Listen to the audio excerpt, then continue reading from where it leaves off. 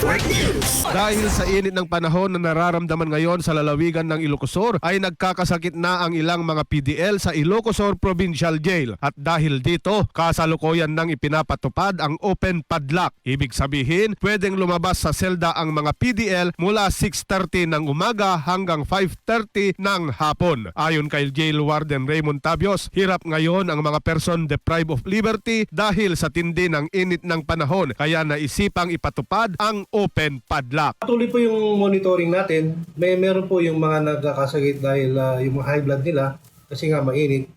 Pero continuous po yung mga nurses natin na nagbabantay, nagmumonitor. Dahil sa kalagayan ngayon ng mga PDL sa nasabing pasilidad, araw-araw nang nakatotok ang in-house physician at mga nurses. Sa ngayon, ang Ilocosur Provincial Jail ay mayroong 135 na person deprived of liberty. Kasama mo sa IFM Bigan, Idol Mike Layante, Tatak RMN. RMN Network News.